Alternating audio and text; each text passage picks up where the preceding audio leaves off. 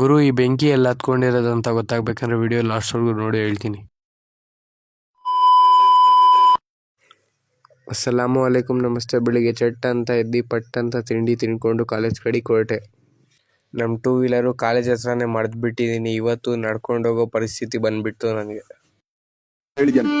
ನನಗೆ ಎಷ್ಟು ಚೀಪ್ ಅನಿಸ್ಬಿಡ್ತು ಅಂದ್ರೆ, ನಿಮ್ಮ ಈ ತರದೆಲ್ಲ ಇದಾರೆ ಜನ.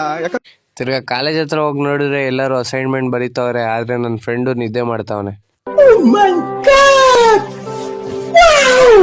ಇವನು ಪುಷ್ಪ ಡ್ಯಾನ್ಸ್ ಯಾವ ಮಟ್ಟಿಗೆ ಪ್ರಾಕ್ಟೀಸ್ ಮಾಡ್ತಾವನಂದ್ರೆ ಅಲ್ಲು ಅರ್ಜುನ್ ಅಣ್ಣನ್ಗೆ ಹಿಂದೆ ಹಾಕಂಗಿದ್ದಾನೆ. ತಿರ್ಗಾ ಇವನ್ ಬಂದಿದ್ದಕ್ಕೆ ಒಳ್ಳೆ ಮೈಲೇಜ್ ಇರೋ ಗಾಡಿ ತೋರಿಸ್ತಂದ್ರೆ ಈ ತರ ಅಡ್ವರ್ಟೈಸ್ ಮಾಡ್ತಾವ ನೋಡಿ. ಒಳ್ಳೆ ಮೈಲೇಜ್ ಇರೋ ಗಾಡಿ, ಫ್ರಂಟ್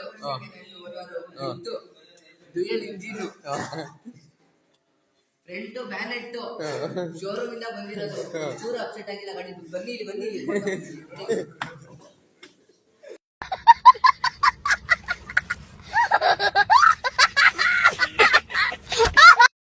ಮತ್ತೆ ಇವತ್ತು ನನ್ನ ಫ್ರೆಂಡು ಬಾಕ್ಸ್ ತಂದಿರಲಿಲ್ಲ, ನಾನು ತಂದಿರಲಿಲ್ಲ. ಬಿಸ್ಕೆಟ್ ತಿಂದೆ ಇವತ್ತು ಮಧ್ಯಾಹ್ನ ಕಳೆದಿದ್ದೀವಿ.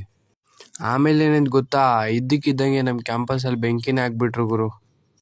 ನಮ್ಮ ಹುಡುಗರು ಕ್ಲಾಸ್ ತಗೊಂಡ್ರೆ ಇಷ್ಟು ಬೇಗ ಬರಲ್ಲ. ಆ ಬೆಂಕಿ ನೋಡೋಕ್ಕೆ ಹೆಂಗೆ ಓಡ್ ಬಂದರು ಅಂದರೆ, ಆ ಬೆಂಕಿ ನೋಡಿ ನನ್ನ ಫ್ರೆಂಡ್ ಏನು ಇಸ್ಕೊಂಡ್ಬಿಟ್ನೋ ಗೊತ್ತಿಲ್ಲ ಗುರು, ಫೀಲಿಂಗಲ್ಲಿ ಹೋಗ್ಬಿಟ್ಟ ಒಂದೇ ಸರಿ. ಮತ್ತೇನು, ನಮ್ಮ ಸರ್ 2 ಗಂಟೆ ಕ್ಲಾಸ್ ತೊಗೊಂಡಿದ್ದು 6 ಗಂಟೆ ಆದರೂ ಬಿಡಂಗೇ ಇಲ್ಲ ಅಂತವ್ರು. ಇವತ್ತು ಬಿಡ್ರಿ ಏನೋ ಆಗೋಗ್ಬಿಟ್ಟಿದೆ ಇವತ್ತು. ನಿಮ್ಮ ಕಾಲೇಜಲ್ಲೂ ಈ ಥರ ಲೆಕ್ಚರರ್ ಇದ್ದರೆ ಕಮೆಂಟ್ ಹೊಡೀರಿ ಗುರು.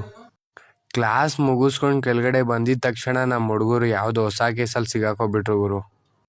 ತಿರ್ಗಿ ಹಾಸ್ಟೆಲಿಗೆ ಬಂದು ಊಟ ಮಾಡ್ಕೊಂಡೆ ಗುರು. ಇವತ್ತೇನು ಸ್ಪೆಷಲ್ ಗೊತ್ತಿಲ್ಲ, ಆದರೆ ಊಟ ಚೆನ್ನಾಗಿ ಹಾಕಿದ್ರು ಇವತ್ತು. ನೋಡಿ ಗುರು, ಆ ಟ್ರಾಲಿಯಲ್ಲಿ ಐತೆ ಅನ್ನ. ಆ ಅಣ್ಣ ಬರಲೋ ಬೇಡೋ ಅಂತ ಯೋಚಿಸ್ತಾವನೆ.